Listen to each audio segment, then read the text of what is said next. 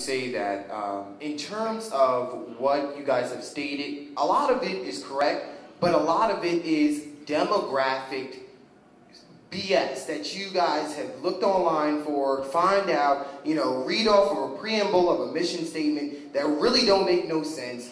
And a lot of things also has me, you know, confused because, to be honest with you, a lot of people in the community will, the first thing, if I have a problem with my neighbor and they got kids, the first thing I would think to do to be vindictive and spiteful is to call ACS on them. And for ACS workers to assess the situation, find no finding, whether they have, see, and poverty is a way of life, no matter what. And that's just the way it is. And people will sit there and say, well, you know, the sister or the brother has no shoes and the shoes are torn.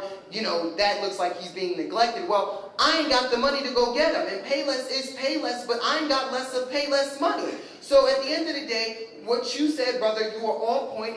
The system is playing you. They're getting paid while you're getting played. And at the end of the day, no one cares. The judge goes home to the suburb. The lawyer goes home to the penthouse. And your child is in ACS care and nobody is concerned, nor do they care. The point of the matter is simply this. Miss Riley, yes, sue them. They have got to understand through economics. The only way they will understand what is wrong is through economics. Power does not respect power unless it is met by power. So I think that it is very important. Another thing is, especially in the education system, Ms. Davis, they have the tendency of saying if you don't go to school, you're getting a CPS case. Well, let me tell you something, education system. What happened to when my teacher would come to my house and say, yo, your son ain't been in my class in 3 months. What's going on with that? But yet you get the government involved. You know what they used to tell me? I used to be a troubled kid, I'm sure, you know, like everybody kid in school. And they used to say, well, you know, is everything okay at home? You know, do we have to send anybody? I said, you send CPS to my house, you better bring them and the cops with them. Because I swear to God, somebody's going to end up dead. Do not, you're coming on my private property, I will shoot. And that's the way we got to think. Bear arms, Second Amendment, they come on your property, air them out. And I'm dead serious. Thank you. Cynthia. All right. No, please let me hold this microphone. Okay. And we're going to be brief. We have to be respectful of people's time. We can't go through speeches. My name is Vanessa James. They kidnapped my daughter. Literally kidnapped my daughter. Okay. I fight ACS with a vengeance. They have arrested me. They have thrown me in a mental institution. They have drugged my food. They have done everything possible to me to prove neglect, but they couldn't do it. God would not let them. Okay. My daughter was, just like I said before, treated like a princess. My husband is sitting up there on the panel. My husband is a mandated reporter. I was a stay-at-home mom. And my daughter in the neighborhood, in the community, everybody know she was my dog. She was my princess. Any scratch, any nick, we jumped. ACS came into my home because of a false allegation, because a doctor committed malpractice on my child. Okay, sister, listen to me. No. We asked you, we asked everybody. This is not about any individual. Okay, but let me explain. The question or statement is? Okay, let me explain what ACS does. ACS destroy people when they do not have a neglect or abuse case by mental illness. Okay. Thank you. We can't go into the individual cases. We cannot take up individual time. It's not fair to everybody. It's not about any one individual. We hear about ACS cases as a whole. So we don't want to take up people's time. We want to be respectful of the panelists' time and the audience. People are on the line behind you. Thank you. Next person.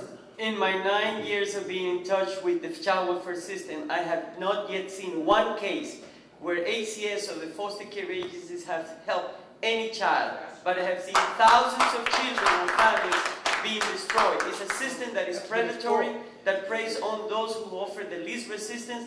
In the case of those people who have less money, they offer less resistance or they don't have the proper education.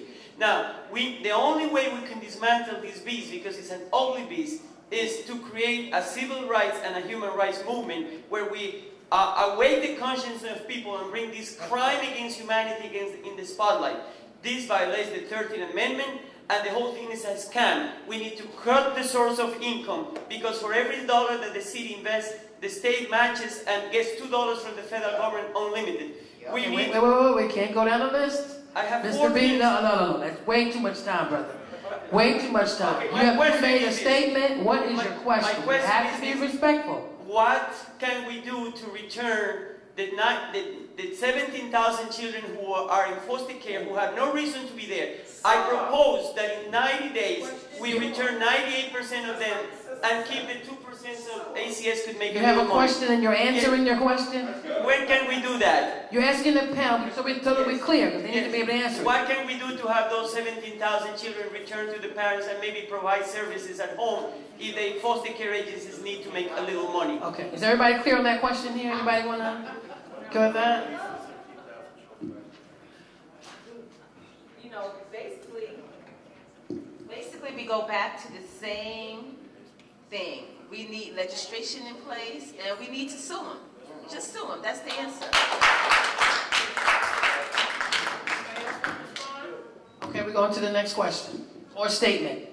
Not both. It's really going to be a statement. I happen to be on both sides there in an awkward position. I happen to be one of the union members that's affected with 500 plus members that was laid off. I also happen to be the office manager of the Office of Advocacy inside of the Administration for Children's Services that monitor on what y'all talking about.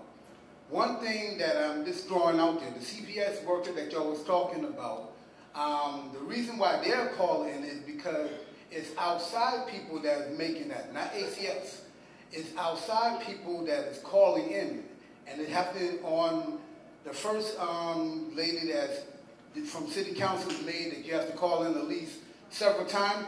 Well, the fact is that you have to actually call in 10 times. Reason why is because if someone don't like you and someone make an allegation on you, right, ACS can't just come and take your child away from you on a false allegation. And what the false allegation is that if someone comes to your door, right, and just take the child away, you know, that's a lot of problem that had happened on the present. And my statement is, right, is that the independent agencies, right, have went to ACS and has said that ACS has too much red tape. And the reason why ACS is getting blamed on it, because I work in the office that the situation that y'all talking about come to my door, and I'm the person that they speak to. The problem is that the independent agency with the IOC, the new that they bringing into force, right, have ACS had gave them a certain amount of money up front because they kept complaining for the past 11 years, right, that the government has too much involvement inside of private people's lives. Okay, we gotta wind it up. We gotta wind it up. Your final point is? Final point is that the foster parents that they're asking for, nobody's coming in, okay, to be part of the solution to keep the children inside of the community. So since no one is stepping up, but they're promoting for people to be involved, you know, by people, it's easy for people to say, like the panel is saying that we need to get involved, right? As the people is complaining that we need to get involved, but the problem is nobody is actually getting involved, even though we're promoting it. Thank you. So is what you're arguing that there aren't enough foster parents that are coming forward? Exactly, is that what you're saying? Okay. Because by people who actually want to take care of these children, it's easy to complain on an agency because they're the big agency. I see what you're saying. But no we need more responsible people to come forward and become responsible foster parents. And the workers, one more thing, the workers that people say, And here is the thing.